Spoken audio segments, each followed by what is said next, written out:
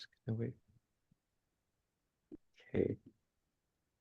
Gonna give it maybe a minute or two for people to start trickling in.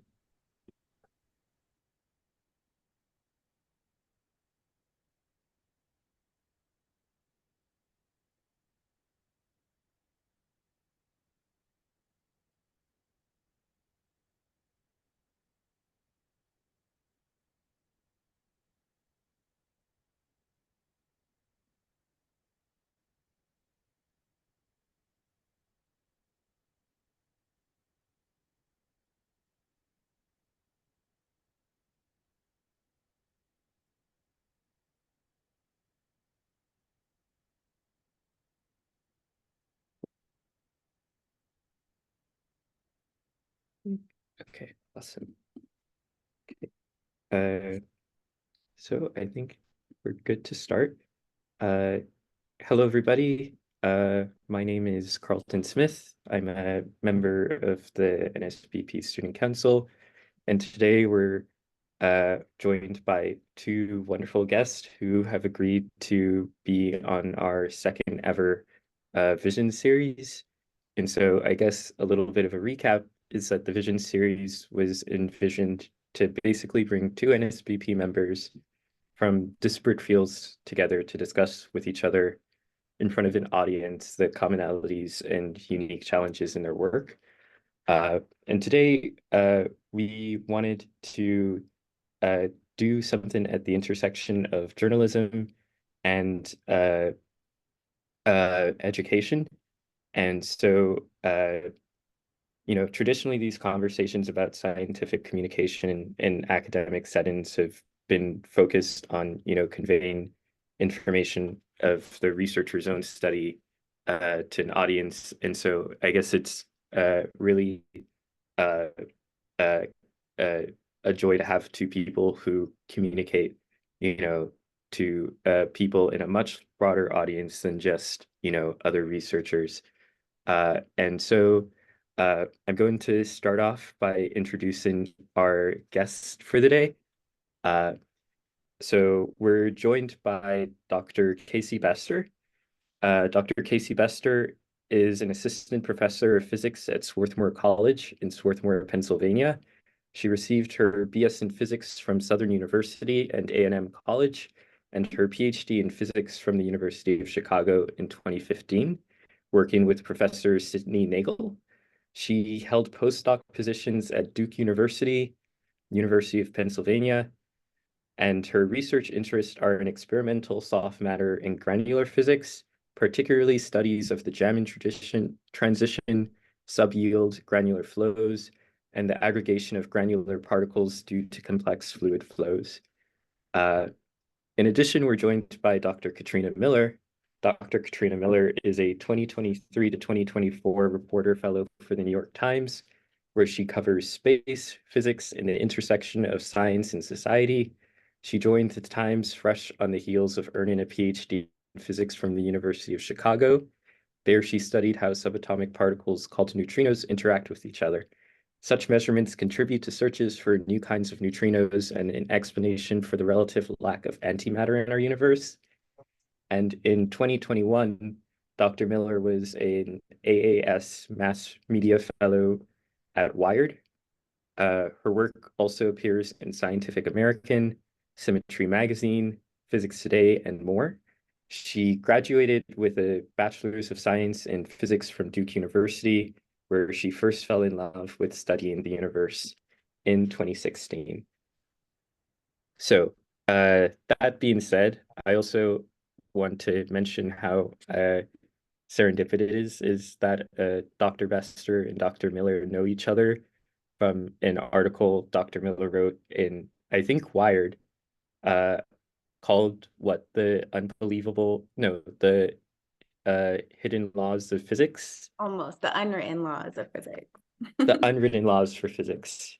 Uh, so that being said, I was wondering if uh, both of the panelists could maybe uh, like themselves detail a little bit of like their trajectory in their careers. So like early life experiences and how they got interested in physics, their experience in undergrad and graduate school, and like any like post PhD experiences that they like feel uh, open to mentioning. I'll let you go first, Casey. Sure. So I decided that I would major in physics pretty early in my career at Southern University, at A&M College in Baton Rouge, Louisiana.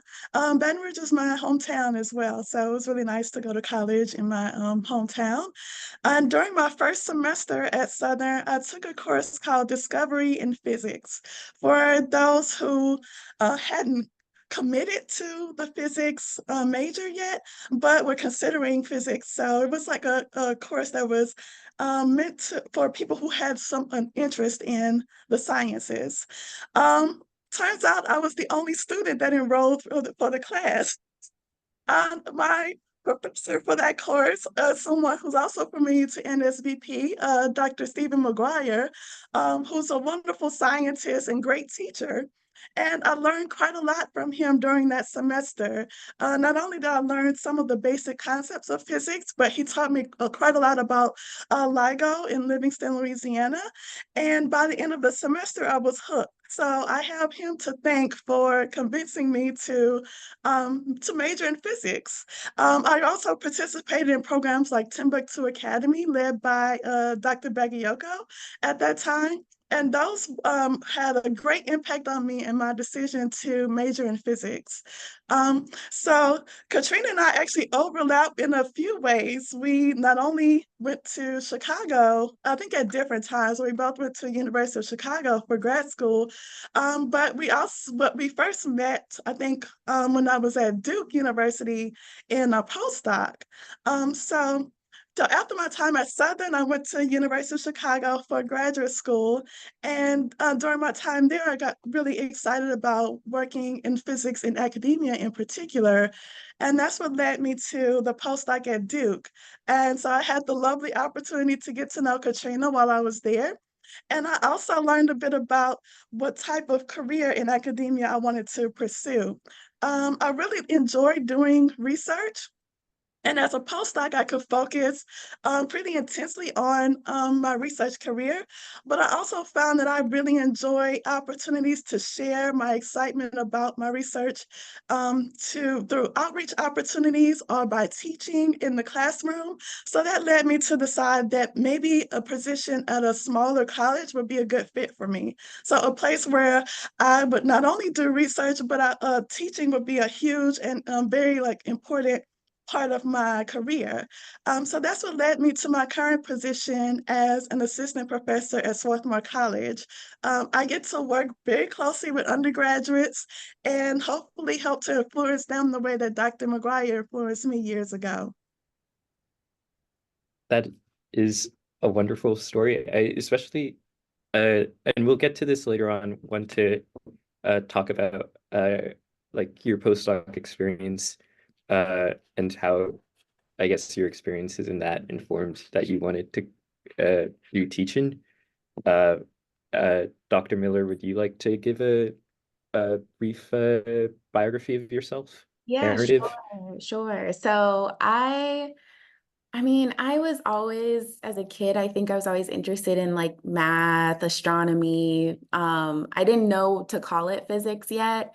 Like I remember being 6 years old and like doing an astronomy unit in my first grade class and, um, like doing math problems out of this old textbook that my grandma had, or she'd make me some timetables. So I'd always been really curious and like numbers, like patterns driven, right? But I don't think that I ever really had the opportunity to have someone see that and try to cultivate it until I was like actually towards the tail end of my freshman year at Duke. So I went to undergrad at Duke. I didn't know what I was gonna do. I was thinking like maybe math or civil engineering, and then I took an astronomy for non-majors course. I guess it's kind of similar to the discovery physics course that Casey mentioned. And I just kind of, like I just really loved it. It was really hard.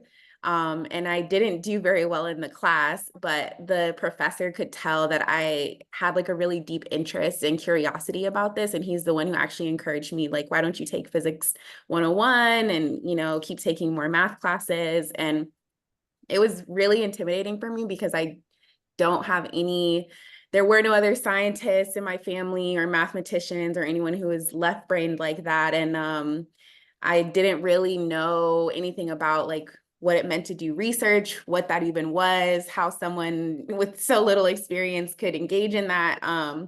But I think, you know, what's probably common to me and Cacey's story is that we both really had like really good mentorship that sort of inspired us to pursue this interest, even if we didn't really feel at times that we could do it, right? So I ended up having a really great experience in the physics department at Duke. I graduated with a major in physics and a minor in mathematics, and I rode that like wave to University of Chicago, where you know, I was feeling really confident about like my ability to be a physicist. And then the first 2 years of grad school hit and I got humbled real quick, right? So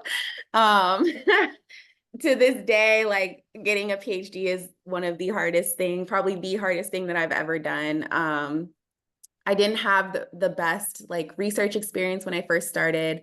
The classes I found to be really difficult. I was adjusting to the quarter system. And so, you know, like after a couple of years, I ended up switching research groups, starting a new like dissertation project. And I was just searching for like some sense of direction.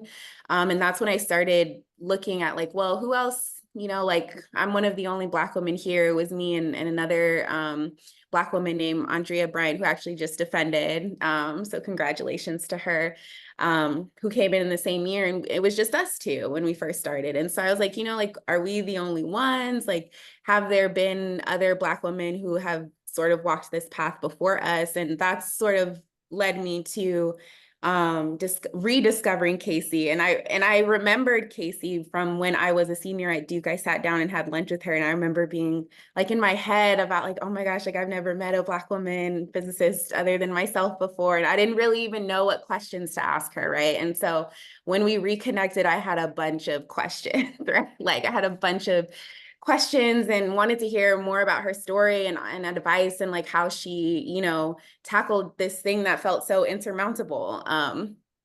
And so that ended up, you know, I also tracked down the other Black women who had graduated from the University of Chicago physics department. There are now 4 of us, me and Andrea. Cacey was the Black woman before me, and before that was a woman in the, I think I want to say the early 80s. Her name is Willetta Green Johnson, who's still in Chicago. And yeah, so that sort of journey of discovery culminated in the Wired feature that Carlton mentioned, called The Unwritten Laws of Physics, where I really dug deep into each of these women's stories and found parallels through my own, and just found like a really insightful sense of direction that I think helped me finish finally my PhD last year. But that process and the experiences that I had in graduate school, I kind of knew towards the tail end, the pandemic, I think when everyone sort of like had a quarter life crisis about what they were doing in life. So all of these things, these pieces started falling into place, and I knew I didn't really want to pursue a career in research. And so during the pandemic, I started like writing about science, and this was something that, you know, like I've always been a writer. I'd never written about science before, but it just felt like a sort of like a cross section between 2 passions that I had at separate times of my life, and now they were merging together, right? And so I was a regular contributor at Wired. I had, like Carlton already mentioned, I'd written some articles for like Scientific American and Symmetry magazine. But I think it was that Wired piece that I wrote that was part reported piece, but also part personal essay about what it meant to be a Black woman in a space that doesn't really have a lot of Black women, that got me noticed by the New York Times. And so when I submitted an application to their fellowship, the head editor of the science desk there was like, oh, I'm familiar with your work. I remember this piece coming across my desk. And so, yeah, so I've been here. My fellowship is coming to an end now. I started last June. It ends at the end of May. And it's been, I mean, it's been a great experience. I sort of got thrown in to the deep end. So it's kind of sink or swim, but I've really just had nothing but a positive experience here. So Awesome. Uh, so I want to eventually ask how you found the initial transition. Even though you had experience writing uh, into writing full-time as opposed to part-time in grad school. But first, I want to get to Dr. Bester. Uh, I guess I was like curious on yeah, sort of what was the transition like to go from, I guess even before that, uh, what gave you an inkling that you wanted to teach at an undergraduate institution? And then after that, how did you find the transition from, being a postdoc, which is, almost an exclusively research-based position, to being like a full-time educator? Yeah. Yes. Thank you for that question. So I would say that bug to being a smaller college environment had been in me for quite a while. Starting with my first experience at Southern University. Even though Southern University is a larger institution, the physics department was relatively small. So I got to know the professors quite well and was often in classes with with a small number of students. So I came to really enjoy that type of atmosphere as part of my way of learning physics. So even then, I kind of got that bug in me. I think the decision really became stronger for me during my time in graduate school. I really loved the way that Katrina described her experience at the University of Chicago. And in a lot of ways, mine felt very, very similar. And I really valued the opportunity to share my experience with her through her essay. In the time that I was at Chicago, I oftentimes felt overwhelmed and I felt lonely sometimes and really doubted myself. But there were faculty and members of the administration that counted on me, that like really counted on me. They would motivate me, they encouraged me, and they thought the best of me even when I didn't think that of myself. And I don't think they realized how influential their role was in my life during that time. And now I can probably look back at my time in grad school as one of the best experiences I could have had because it taught me resilience. It taught me about how much I really do just love physics. Even when it was tough, I wanted to go back the next day and do more. Um, and the times when things were the hardest for me, I found it useful to have something as an outlet. So around the same time that Katrina described, like second year of grad school, I'm in a lab, but my experiments aren't working yet. And I don't know why. Is it me or is it something that is this just a part of the process, right? I found that doing things like participating in like maybe an outreach program on a Friday afternoon or a Saturday would give me such a boost because then I could talk to people who weren't as familiar with the science that I do. I could talk to them and see them light up with excitement. I could I would feel a bit of motivation and an esteem boost too, because I would think like, wait, I'm an expert at this. I am making progress. And I always loved that feeling. And so I really kind of craved that feeling more. And as I got further along in graduate school, I would take opportunities to serve as a teaching assistant. And those were opportunities when I felt like proudest, even when things weren't may not be going well in the kind of the day-to-day activities as a grad student. So I took those same sort of motivations with me to Duke University. I decided to do a postdoc at a larger academic institution because I thought it would be important to build that research expertise and to ultimately show that I could manage a research program independently in a role as a professor. But in addition to building that experience, I wanted to learn to teach more and to think about how I could explain the type of research that I do to students who may be having their first physics class. And luckily, I worked with a postdoc advisor who was very supportive of that. So I was able to do things like assist with teaching undergraduate courses while also doing a research position.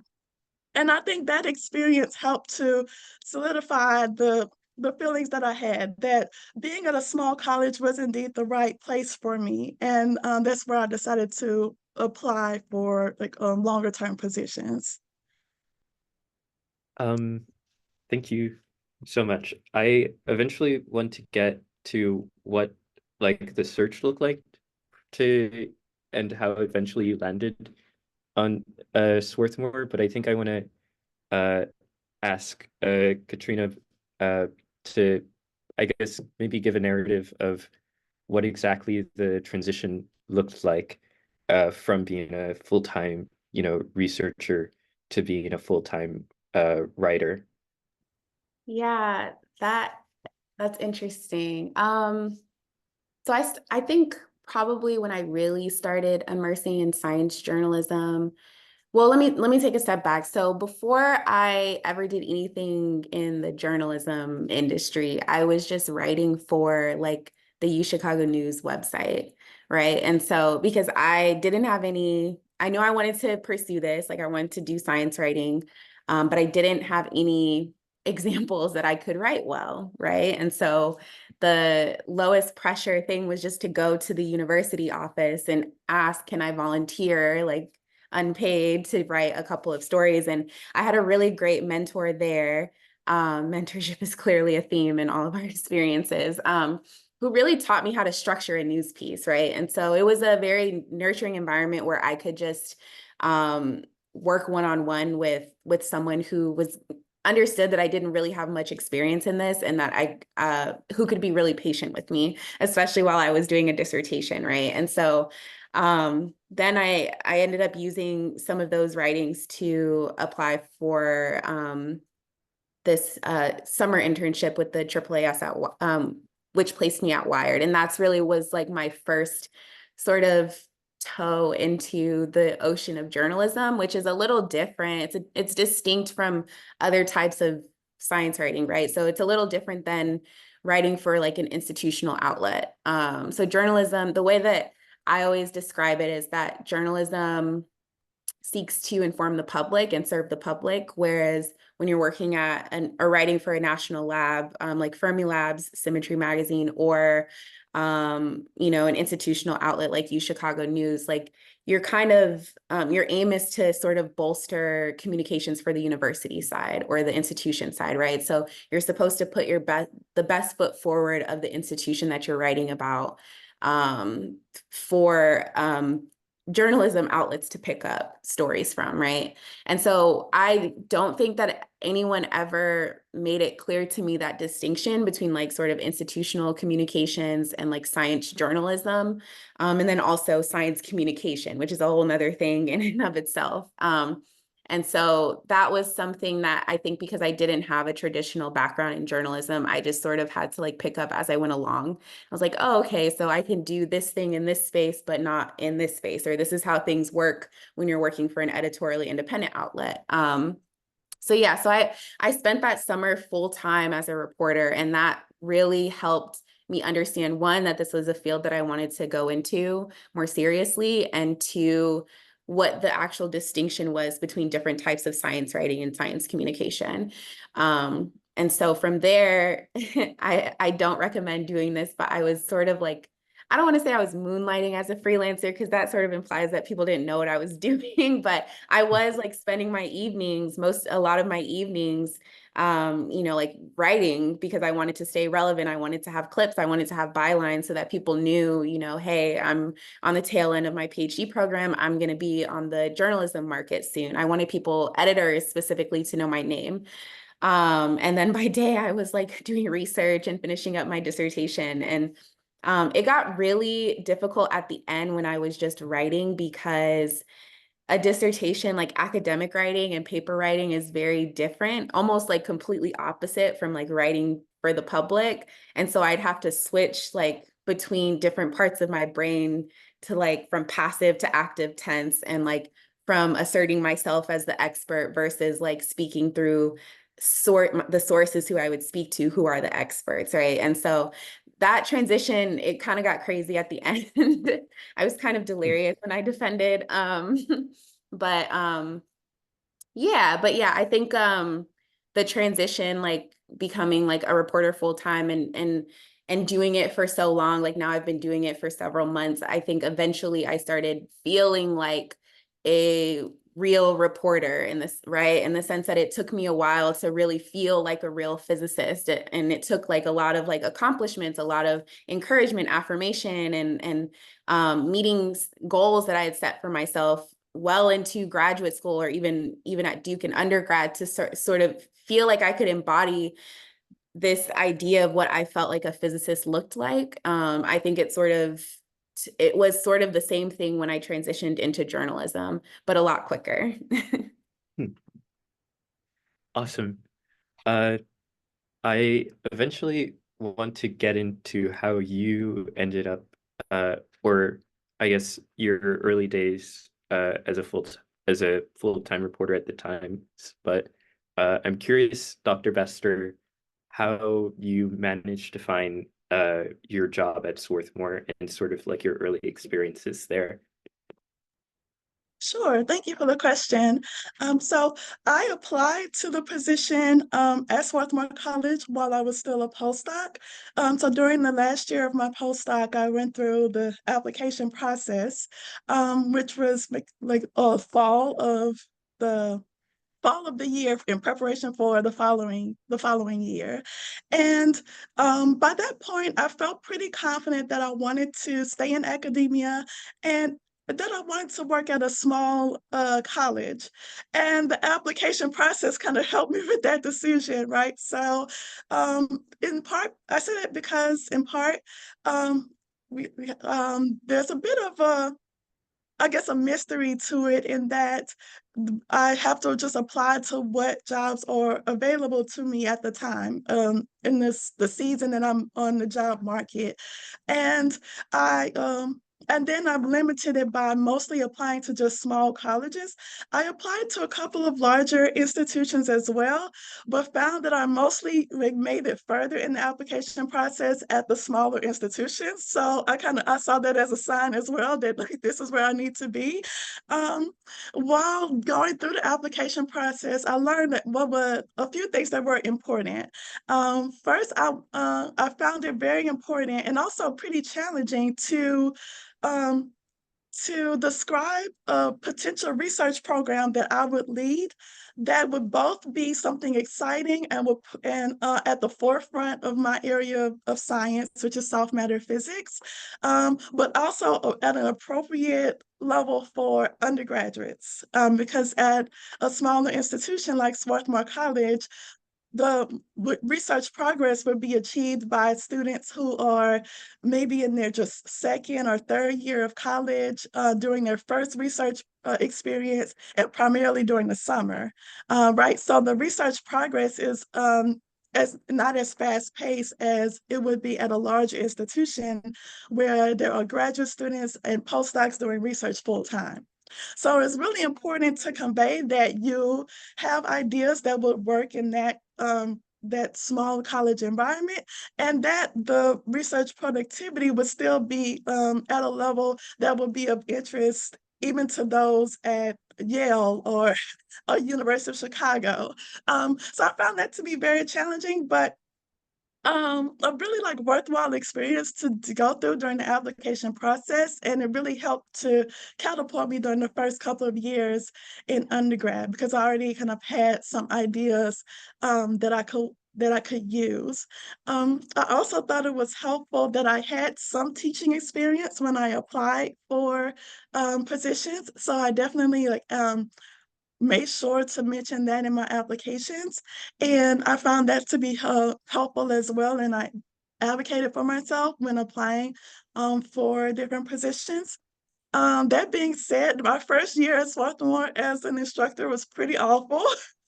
Um, I had so much to learn. So my first semester here, I taught an advanced mechanics class, which you would think would be like the perfect course for me as a soft matter physicist and experimentalist at that. But I found it so difficult to learn how to motivate my students to find the best way to communicate the the concepts that we were doing, and I was working nonstop getting each class prepared. So it was quite a difficult journey during the first year or so. Fortunately or unfortunately, this is not something unique to us as physicists who have gone through the undergrad, grad school, oftentimes postdocs, right? So I had built up that self-confidence, I guess, after having experiences in grad school and postdocs. I had developed that self-confidence that, the journey may be tough now, but I know that I can learn this and I can become an expert, and I'll be able to do this successfully with time. Thank you. Yeah, Yeah, no, that was really inspiring. Uh, yeah, no, I think there's something to be said about how physics breaks you down only for you to realize on a random like Tuesday that, oh, I actually am capable of doing this. yeah, And it's nice to hear that it happens like not only in classes, not only like in research, but also like, in, being able to like communicate science. yeah, Uh, definitely. That I've definitely have learned that over the course of this journey. I've become far more confident in my abilities as a scientist, and I don't have those same feelings of self-doubt. I'm trusting that there's going to be success at the end of this like arduous journey. With each new step, it gives you a new opportunity to learn that about yourself. Yeah, and I would even take that like further. I remember my undergraduate research mentor, he gave me this advice in an email that I never forgot. And he always said, like, the most important thing about being a physicist is not knowing how to do things, but knowing that you can figure it out, right? And so it's that confidence that you build with like knowing how to approach any problem in physics or even outside of physics, because you've done like you've accomplished the hardest thing that you thought you would ever try to tackle, right? And that's like I think that's a lesson that I've taken with me even beyond academia, is like, from the very mundane things like, oh, if I can do a PhD in physics, I can figure out taxes, right? Like I can figure out this health insurance, or like approaching some research topic that's not in my area of expertise that I have to suddenly write about, right? So that is probably the most transferable skill, and the thing that I rely on the most, like coming back to like my education in physics. So have you figured out the tax code yet? I have not. I have done my own taxes a couple of years. Uh, okay. Uh, so I guess I'm curious, uh, first, how your transition was at the times, for, like your early days. And then I guess I want to ask how uh you guys get in the mindset of uh tailoring your the concepts you have to deliver to like the target audience. Like you said that originally it was difficult, uh, even though you're an expert in advanced mechanics, on how to, you know, distill it in a way for students to understand. Yeah, okay. So I guess I can start with the transition. I think for me, the hardest transition, like the hardest pivot for me was pacing, right? Like graduate school is a slow burn. Like research is a marathon, right? But the news is like, it's like every 24 hours, every 12 hours, there's something new going on, And so I think it was a difficult, I don't want to say difficult, but it was an adjustment to go from like working on like getting really deep in the weeds on this one subject that I had come to know better than anyone else over the course of 5 to 7 years as a PhD student, right? And then suddenly switching to becoming a reporter who's supposed to relay this information to the public. And instead of like getting a depth of expertise, you kind of have a shallow, like a very broad but shallow understanding of topics across the field or fields that you're covering. And you have to do it a lot more quickly than 5 to 7 years, right? Like even if I get 5 to 7 days, that's nice. And so I think that like mental shift, I already started to build some of those skills, but being immersed in that environment full time, it actually is a skill. Like it is something that you get better at the more you do. And it took me a few weeks to get my footing. I think that probably by the end of last summer, I was starting to get into the groove of like, okay, like I'm starting to feel very comfortable in tackling these things. Awesome. So yeah, no, this is the part that I'm really interested in, is that whenever you guys have, like an advanced concept that you're going to have to distill down, uh, what, I guess, like, yeah, you talk about like depth versus breadth, but I'm curious, is there uh I guess, like, are there like conscious things you're telling yourself uh when you're preparing to, eventually like communicate this thing to the world, or to your students? You want to start, Cacey? Sure, I'm happy to start. So I guess I'll stick with the example of mechanics.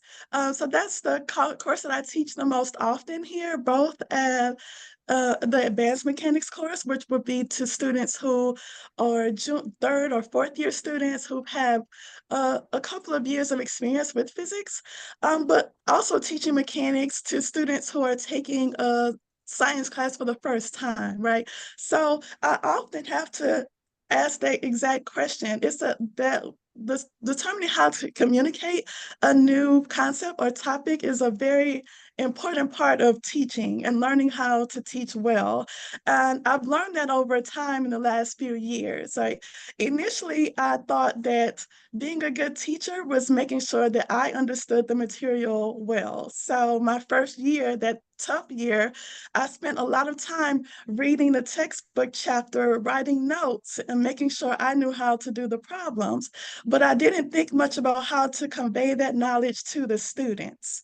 And as I'm growing as a professor, I'm learning that a lot more, how to put myself in the mind frame of a first year student taking their first class. I would have to talk about, say, oscillations very different than I would to a student who's in their fourth year and could do problems on coupled oscillations and think of research connections to those types of ideas, right? So I have to think quite often about that. And I usually I've gotten into the habit of reminding myself of what my skill set or what my knowledge base would be in that position, right? And um, not to take for granted that a student will know more than that should be expected at that time, right? And then to think about examples or ideas that fit that level of expertise. And that helps me to think differently about how I would teach a first year student oscillations versus a fourth year student. Awesome. Um, Katrina? I mean, Dr. yeah, Miller? you can call me Katrina. I'm still getting used to that. Hmm. Yeah, I think to sort of bounce off to echo what Cacey said, like it's about knowing your audience, right? And whether that's students, when I was a teaching assistant in graduate school, like whether that was professors or your dissertation committee or the general public, which as it is now. Um, like I think the question I always ask myself is, what's cool about this? Like, why would people care about this? And that answer has sort of changed depending on the audience that I'm speaking to, right? So when I was writing for science outlets, for example, like Scientific American or Wired or Symmetry Magazine, um, though like my audience there, those are already people who are interested in science. right? So those are people who I already know sort of have like a curiosity about science versus working at a general paper like the New York Times, where a majority of the readers are coming to the newspaper not for science stories, right? And may just stumble across my byline and maybe stumble across a story. And so it's like, how do I rope those people in, the people who think that they're not interested in science, but once they hear something, they're kind of fascinated by it. Because that was kind of me at one point, right? Like before I could even name that I was interested in physics, I had all these like interest circling the subject, but I didn't ever identify that I had an interest in it, which is why I did not take physics in high school, even though I had the opportunity to, because I didn't think I didn't think I'd like it.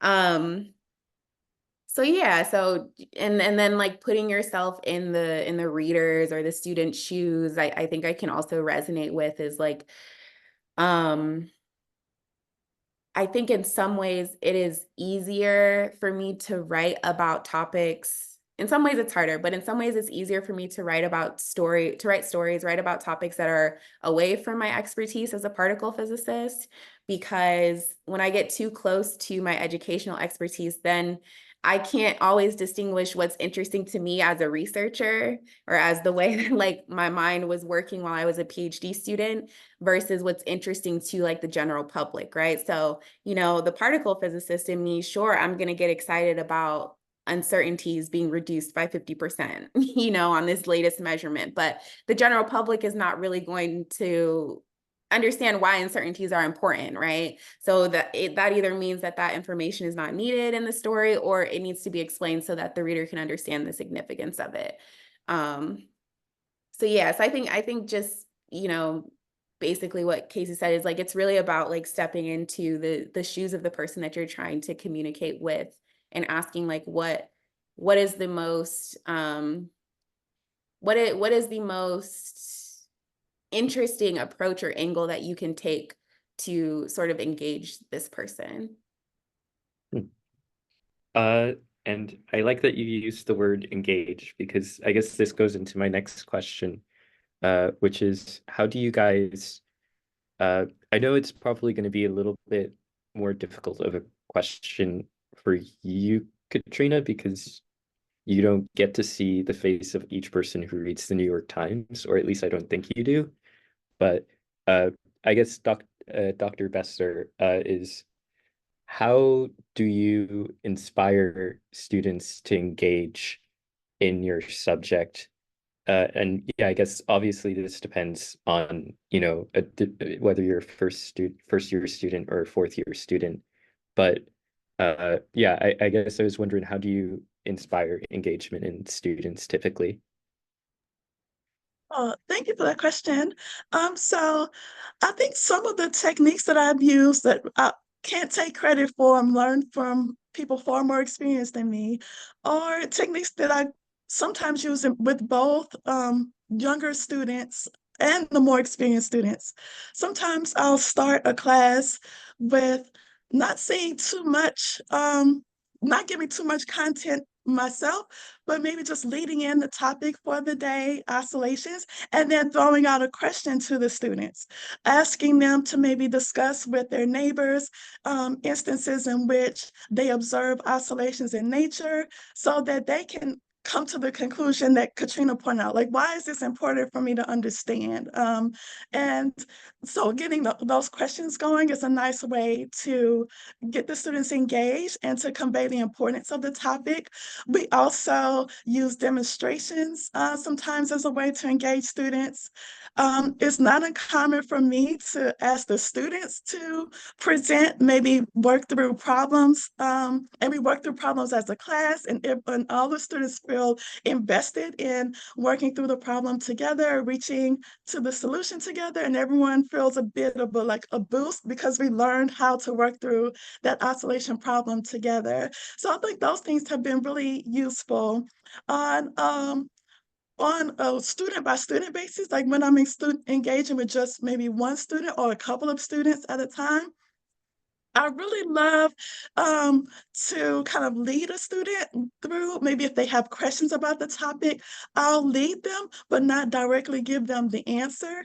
And because I love the feeling, giving the students the opportunity to have the feeling of like an aha moment where they finally understand the material, or they've worked through a problem that they thought was so challenging that they were unsure that they could do on their own.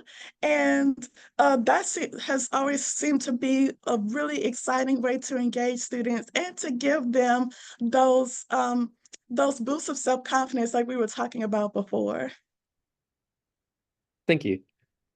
And I guess we're coming up close to around the time we're going to accept questions from the audience. So I guess the last couple of questions I have are, if you guys could offer either your younger self, a young person like in the audience, or like just anybody, advice on how to obtain the position that you guys find yourselves occupying, what advice would you give?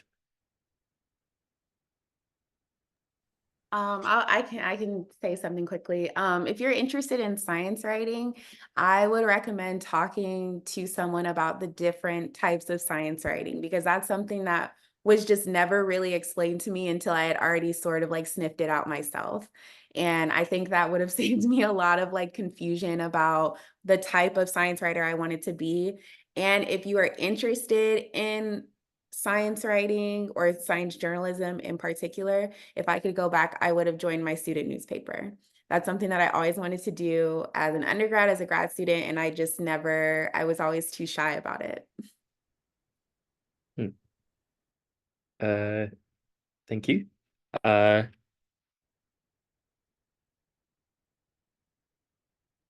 okay, I have a question, but I'll let Dr. Bester answer first.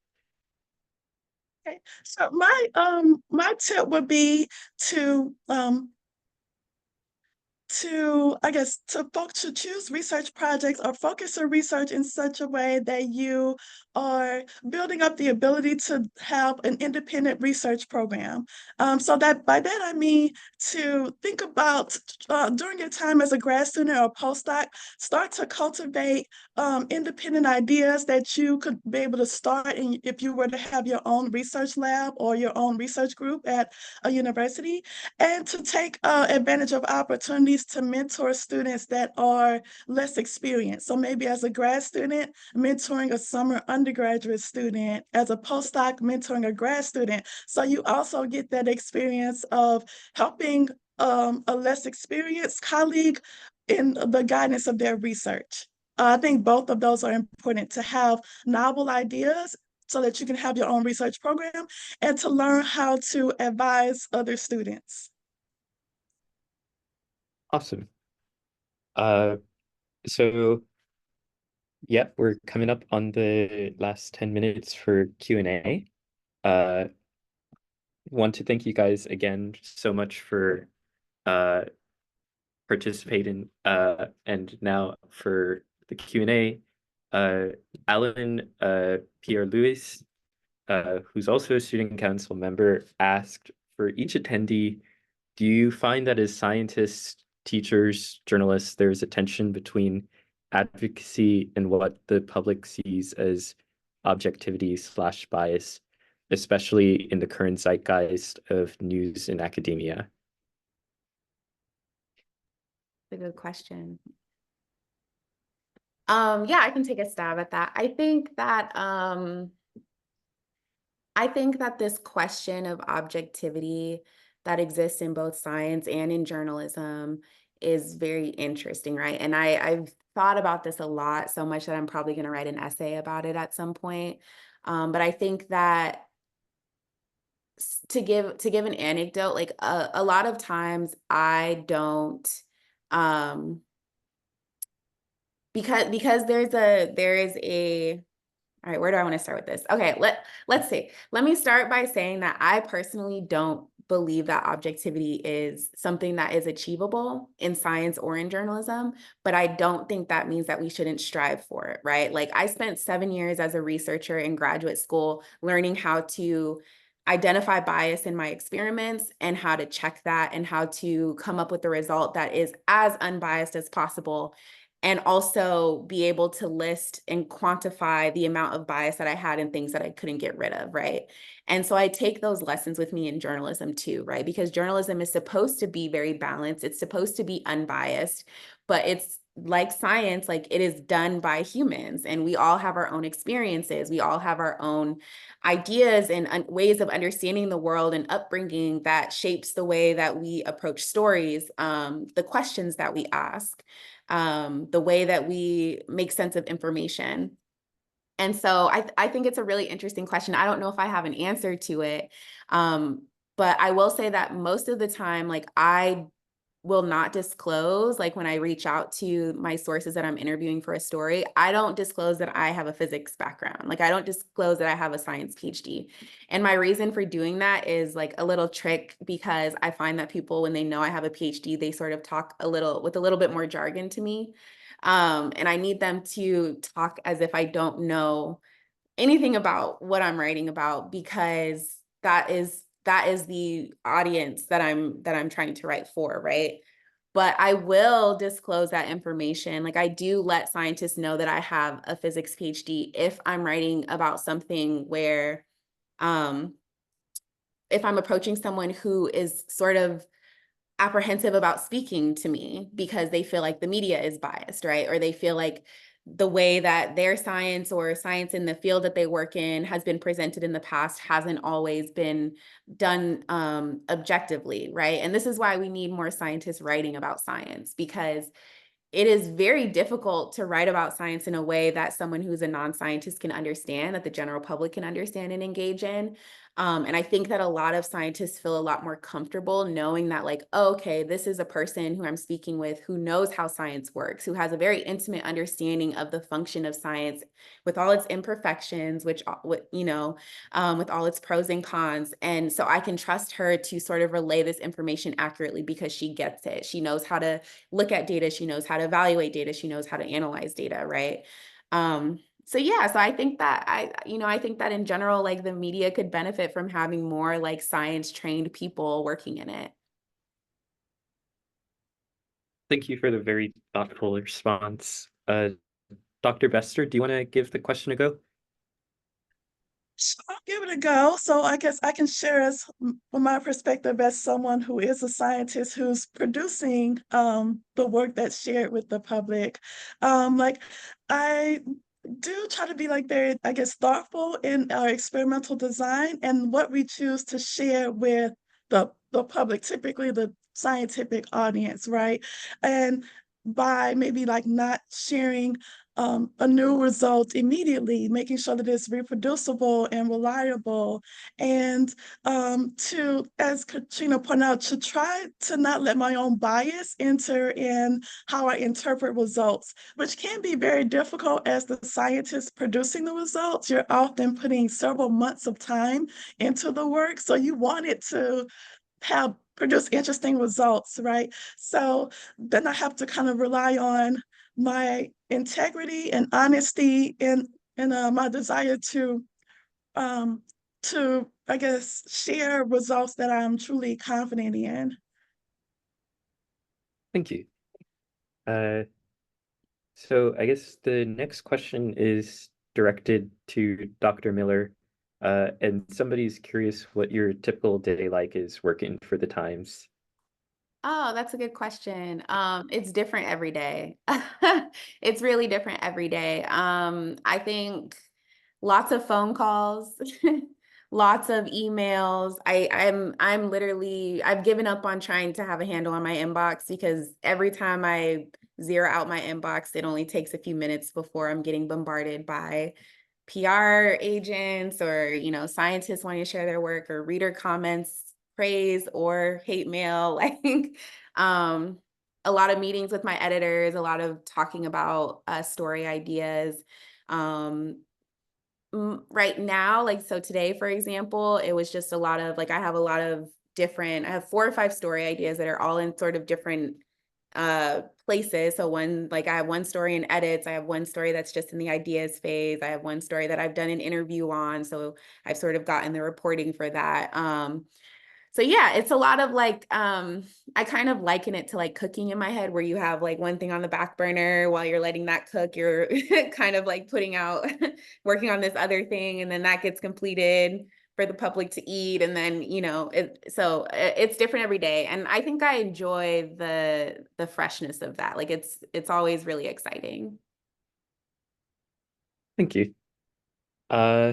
So the next question we have is from Forrest Simpson, who is a past student rep.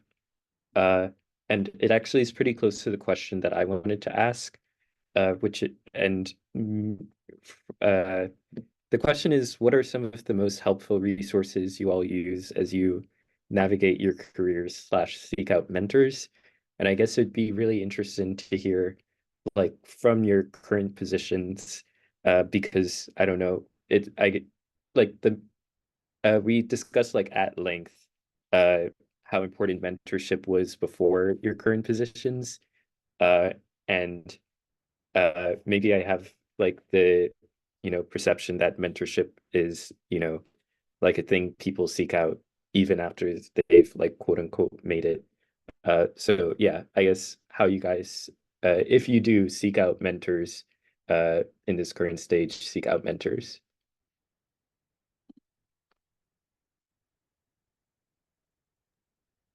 Oh, I'll start with this question. The answer is yes. As far as I can gather, you'll always need mentors and resources to guide you through each career stage.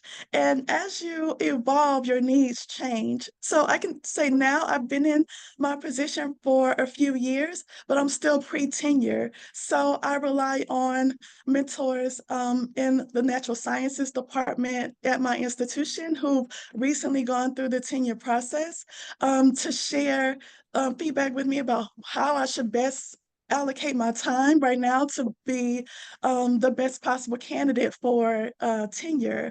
So I've used my institution and peer institutions as places to seek out mentors so that I'm aware of the expectations of a young faculty member at this type of institution. I'm also a new mom, so I consult with other working mothers about how to juggle the many responsibilities I now find myself trying to tackle. And maybe earlier in my career, like my first year or so, I would sometimes just send a cold email to someone. At that time, I was learning how to write grants so that I could build up my research program. So if I saw that maybe an old friend from grad school or someone I met once at a conference won a grant that I would love to apply for, I would just send an email to congratulate that person and ask, do you have any tips for me about how I should apply in 2 years? Would you mind sharing your application? So sometimes it's kind of getting a sense of what your needs are at your particular career stage, and then using that as information to guide you and learning the type of people you want in your network who can advise you, give you good advice during that stage based on those needs. That's a wonderful and very thoughtful answer. Thank you. Well, Dr. thank you. Miller? Yeah, well, first of all, congratulations on motherhood.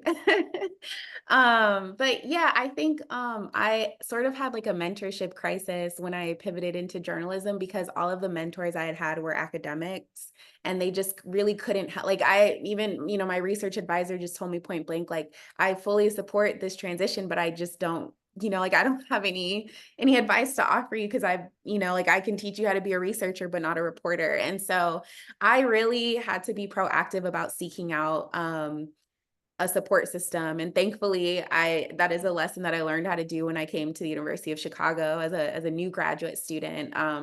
And one thing about journalism is it gets you very comfortable with sending cold emails and talking to strangers on the phone and getting coffee with people that you've never met before.